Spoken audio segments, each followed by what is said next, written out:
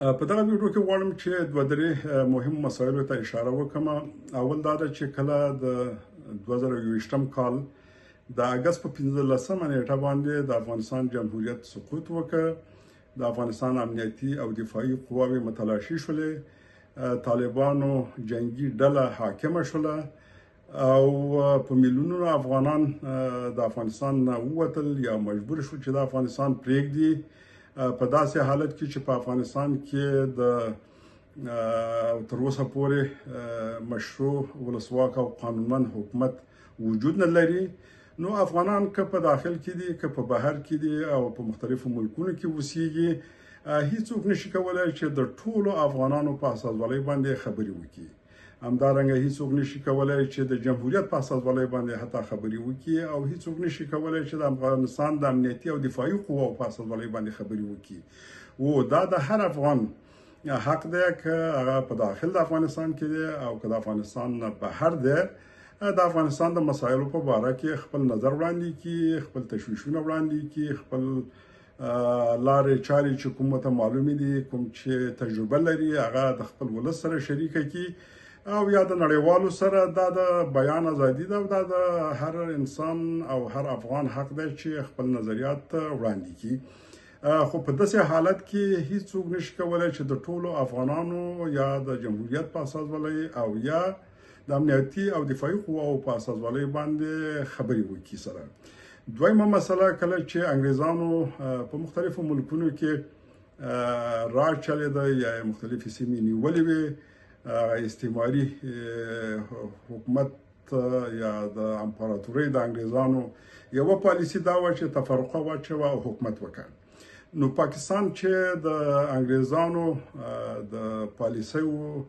میراث ورته پاتې دی، نو دی هم په افغانستان کې او په سیمه کې همدغه تفرقه واچوه او خپل نفوذ وساته. نو دې لپاره ډېرې هلې ځلې کړي دي چې اول افغانان مختلف قومونه، پښتون د تاجک په مقابل کې، تاجک د هزاره په مقابل کې، هزاره د بلوچو په مقابل کې، همدارنګه پښتانه د نورو په مقابل کې استعمال کړي او دې لپاره مختلفې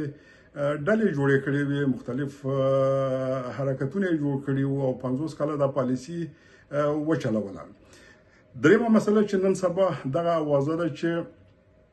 پاکستان غواړي چې یو تعداد د امنیتي او دفاعي قواو پخواني کارمندان او مسؤلین چې پاکستان کې اوسېږي هغه استخدام کړي او هغه د بلوچانو په مقابل کې وجنګي. زه فکر کوم چې د بلوچانو بعضې مشرانو داسې یو څرګندونه کړې وه چې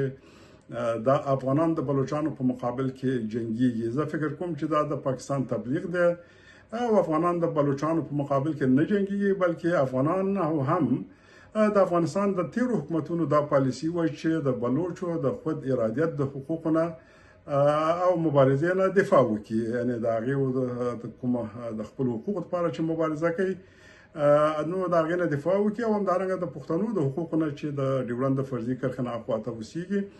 د هغې همیشه ملاتړ کړی دی او د هغې نه دفاع کړې ده سره، ځکه چې دغه د کرښې په دواړو خواو کې قومونه دا سره تاریخي او یعنی ژورې اړیکې لري او د یو بل په درد باندې همیشه دردیږي سره.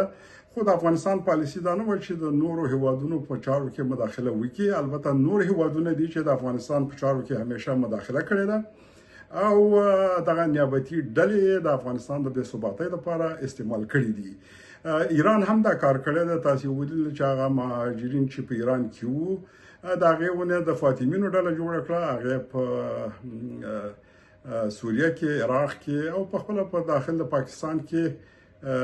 په خپله په داخل د ایران کې د هغې نه استفاده وکړله او اوس هم د هغې نه استفاده کوي سره. نو په دې خاطر باندې زما هیله د ټولو افغانانو نه دا ده که هغه په ایران کې دي که پاکستان کې دي، هر چېرته چې وي د نیابتي ډلو برخه نشي او همدارنګه د بل هیواد دپاره نیابتي جګړې د نورو قومونو په مقابل کې ونه کړي. نو دا یوه مهمه مسله ده چې که